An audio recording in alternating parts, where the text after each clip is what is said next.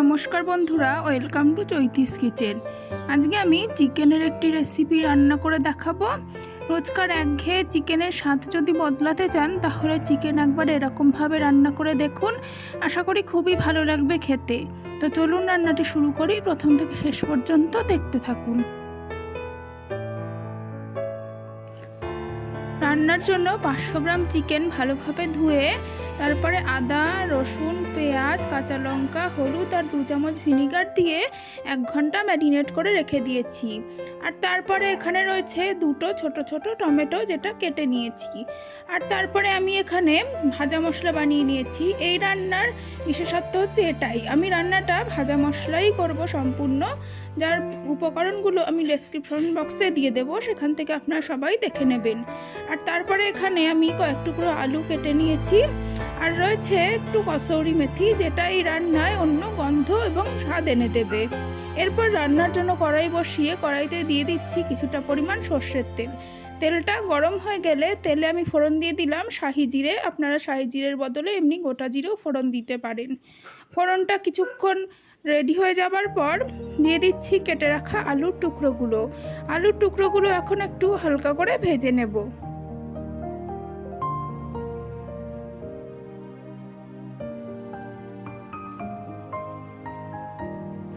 আলুগুলো হালকা করে ভেজে নেবার পর এখন আমি ম্যারিনেট করা চিকেনটা দিয়ে দিচ্ছি।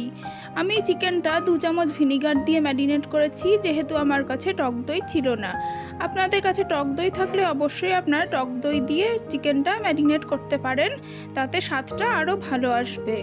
এখন ম্যারিনেট করা চিকেনটা দিয়ে দেওয়ার পর দিয়ে দিচ্ছি কিছুটা পরিমাণ কাশ্মীরি লঙ্কার গুঁড়ো। আপনারা চাইলেন এমনি লাল লঙ্কার গুঁড়োও দিতে পারেন। এরপর দিয়ে দিলাম পরিমাণ মতন হলুদটা দিয়ে দেওয়ার পর আমি দিয়ে দিচ্ছি কিছুটা পরিমাণ ভাজা মশলা, যেটা আমি বানিয়ে নিয়েছি। এভাবে চিকেনের মধ্যে ভাজা মশলা দিয়ে রান্না করলে খেতে খুবই ভালো লাগে, স্বাদ গন্ধ দুটোই অন্যরকম হয়ে যায়। দিয়ে দিলাম কিছুটা পরিমাণ লবণ। এবার সমস্তটা খুব ভালোভাবে মিশিয়ে তারপরে সমস্ত চিকেনটা আমি খুব ভালোভাবে কষিয়ে নেব। চিকেন রান্নার সময় সব সময় যদি আপনারা কম আঁচে চিকেনটা বারবার ঢেকে ঢেকে রান্না করেন তাহলে চিকেন খুবই নরম হয় এবং খেতেও খুবই ভালো লাগে। অনেক সময় চিকেন রান্নার পরে আমরা দেখি যে চিকেনটা শক্ত কেমন ছিবড়া হয়ে আছে। তো আপনারা যদি এভাবে কম আঁচে ঢেকে ঢেকে রান্না করেন তাহলে খুবই ভালো হয় চিকেন রান্নাটা।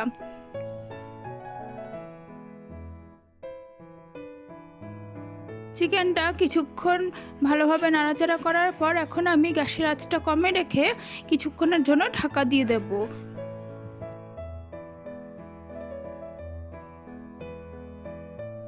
ফিরে এলাম কিছুক্ষণ পর। এবার ঢাকনাটা তুলে চিকেনটা আরও একটু ভালোভাবে নেড়ে চেড়ে নেব। দেখুন চিকেন থেকে অনেকটাই জল বেরিয়েছে, আমি আলাদা করে কোনো জল এর মধ্যে অ্যাড করিনি। এই চিকেনের জলেই সমস্ত রান্নাটা হয়ে যাবে। তো চিকেনটা ভালোভাবে নেড়ে নেবার পর এখন আমি কেটে রাখা টমেটোর টুকরোগুলো দিয়ে দিচ্ছি।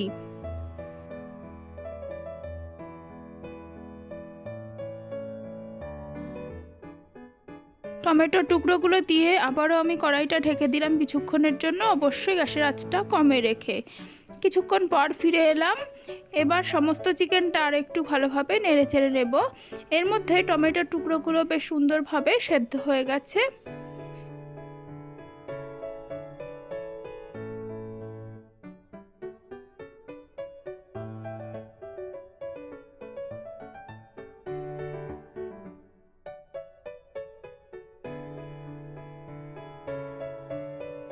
মাংসটা কষাতে কষাতে এখন আমি কিছুটা পরিমাণ কসৌরি মেথি হাতে একটু গুঁড়ো করে নিয়ে দিয়ে দিচ্ছি। কসৌরি মেথি যে কোনো রান্নাতেই দিলে বেশ সুন্দর একটা গন্ধ বের হয়, তো সেই জন্য আমি কিছুটা পরিমাণ কসৌরি মেথি দিয়ে দিলাম। আর রান্নায় খুব সুন্দর একটা গন্ধ এর মধ্যেই বেরিয়েছে। এখন মাংসটা আমি খুব ভালোভাবে কষিয়ে নেব যতক্ষণ না সমস্ত মাংসটা থেকে তেল বেরিয়ে আসে।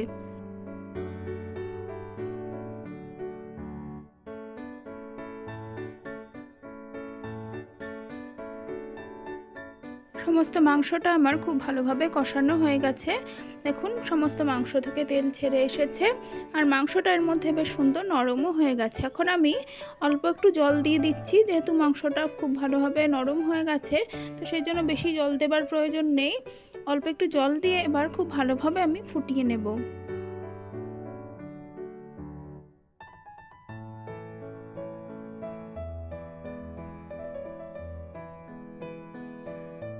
ঝোলটা ফুটতে আরম্ভ করেছে, আর একটু ফুটিয়ে ভালোভাবে ঘন করে নেব। দেখুন ঝোলটা ফুটে বেশ ঘন হয়ে এসেছে, আর ফোটানোর বেশি দরকার নেই। এখন আমি 1 চামচ শাহি গরম মশলা দিয়ে দিলাম। শাহি গরম মশলার গন্ধটা মাংসে বেশ সুন্দর লাগে, তবে এটা পরিমাণে অল্প দিতে হয়, বেশি দিয়ে ফেললে খুব ঝাল হয়ে যায়। সেই বুঝে শাহি গরম মশলাটা আপনারা ব্যবহার করবেন। মশলাটা সমস্ত রান্নার সাথে ভালোভাবে মিশিয়ে নিচ্ছি।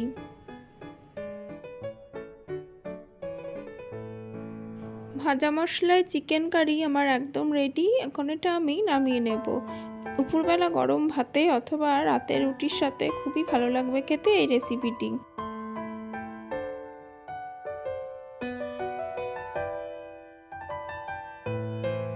বন্ধুরা, আমার আজকের ভিডিও কেমন লাগলো সেটা অবশ্যই জানাবেন। আপনাদের কাছে একটাই অনুরোধ রইল, ভিডিওটি না টেনে প্রথম থেকে শেষ পর্যন্ত দেখবেন। আশা করি আপনাদের খুবই ভালো লাগবে। আমার ভিডিও যদি ভালো লেগে থাকে তাহলে অবশ্যই ভিডিওটিতে লাইক দেবেন, কমেন্ট করবেন। আর আমার চ্যানেলটিকে এখনও যারা সাবস্ক্রাইব করেননি তারা অবশ্যই সাবস্ক্রাইব করে পাশে থাকা বেল বাটনটি প্রেস করবেন, এরকম আরও নতুন ভিডিওর আপডেট পাওয়ার জন্য। পাশে থাকার জন্য ধন্যবাদ বন্ধুরা। আপনাদের সহযোগিতা একান্তই কাম্য।